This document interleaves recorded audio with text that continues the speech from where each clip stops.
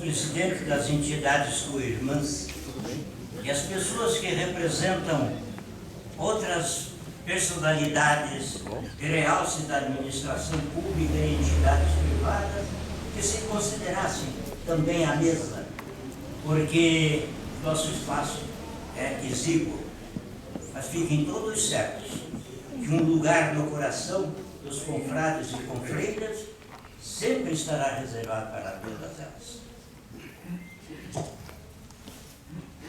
Antes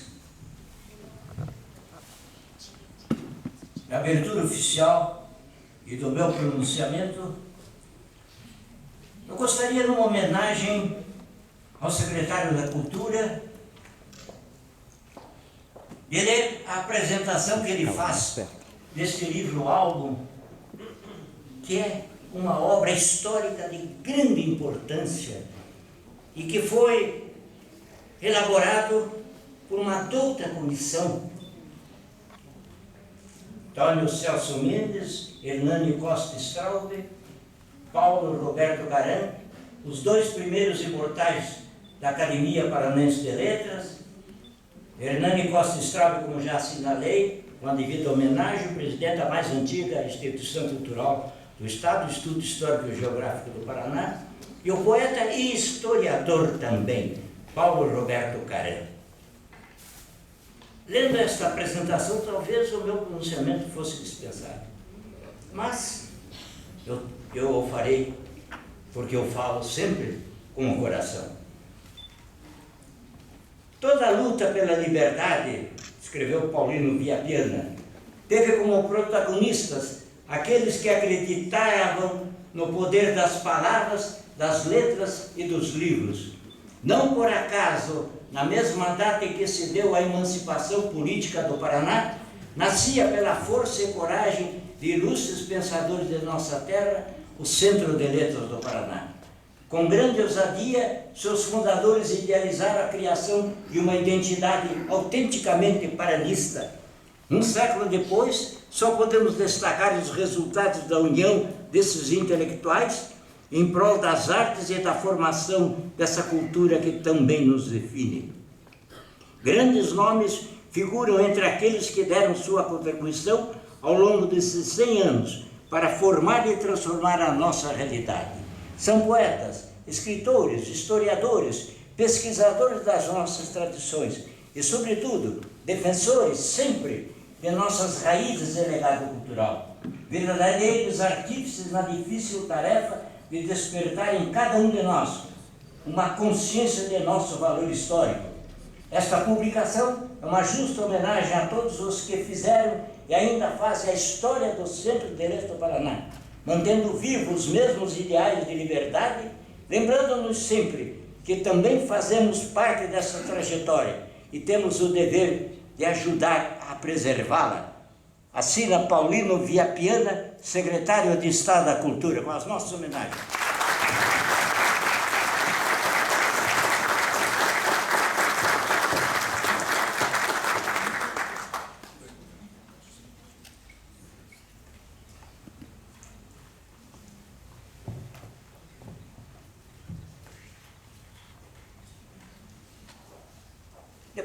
Depois dessas palavras de apresentação desse livro-álbum, eu talvez devesse lembrar aquela história de uma indagação à plateia. Querem um discurso curto ou um discurso longo? Se me fosse permitido e ele fosse longo, eu diria muito obrigado. Ou então, se fosse curto, eu diria obrigado. Mas, sei que iam se alegrar assim, mas o protocolo, e mais que o protocolo, o meu coração fala mais alto. Eu me apeguei tanto a esta casa que ela como que faz parte de mim, de minha família.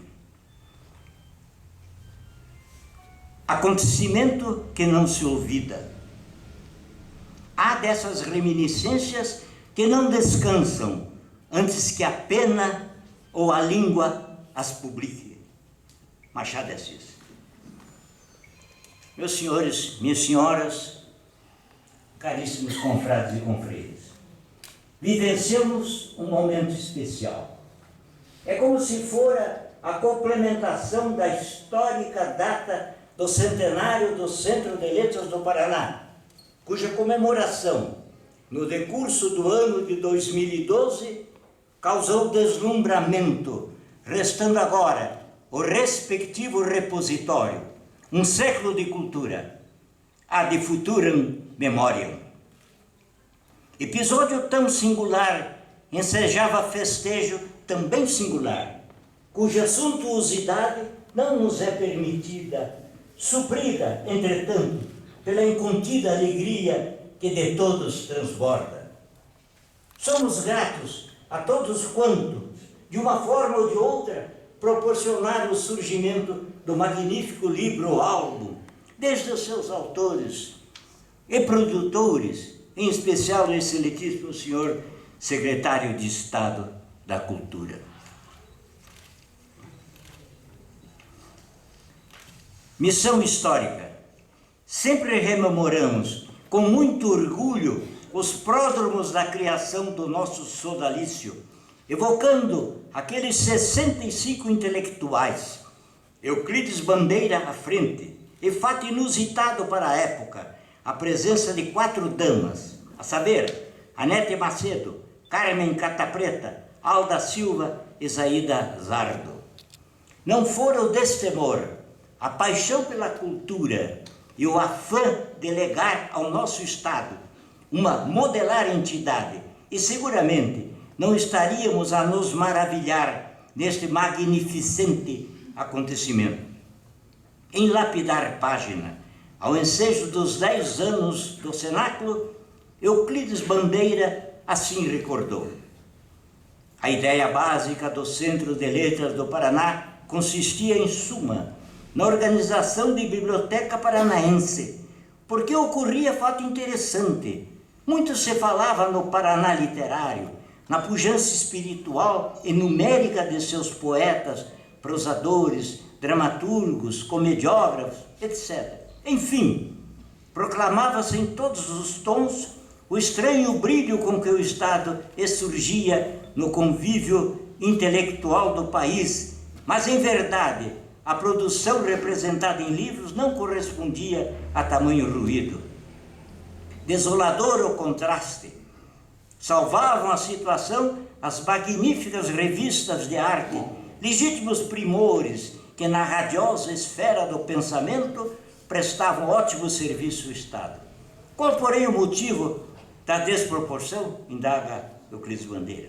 Certo não era a falta de operosidade, nem de capacidade criadora de nossos plumitivos, pois muitos até possuíam 2 ou 3 volumes carinhosamente escritos ao fundo da gaveta. O óbice era de ordem prática, e foi o que o Centro de Letras do Paraná se propôs a remover, pela conjugação da boa vontade de todos, numa sorte de cooperativismo literário. Este trecho eu extraí da obra Euclides Bandeira, Biografia e Antologia do nosso Paulo Roberto Caran. E o resultado aí está, para a gáudio de todos nós e da própria cultura nativa. Hoje o Centro de Letras do Paraná agasalha várias centenas de literatos ou amantes da boa leitura, excelentes amantes da arte musical e das artes plásticas. Enfim, uma pleiade de confrades e confreiras que o transformou, melhor dizendo, em a segunda casa de todos nós. Tanta é a cordialidade e a fraternidade aqui vivenciadas.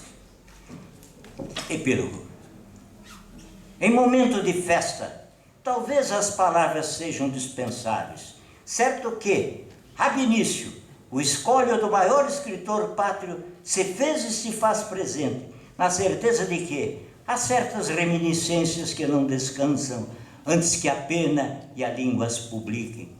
Pois, como o inesquecível Machado, também acrescentamos ao ocaso deste desataviado pronunciamento que era só escrever do coração as palavras do Espírito para que lhe servissem de lembrança. Ergamos preces de louvação ao Senhor de todas as coisas, ao Deus onipotente e misericordioso, para que guarde no paraíso celestial todos aqueles que nos legaram tão valioso patrimônio. E outro sim, abençoe todos os que ajudaram a conservá-lo e o ajudam a conservá-lo e a engrandecê-lo para todos sempre. Salve o Centro de Letras, a segunda casa de todos nós.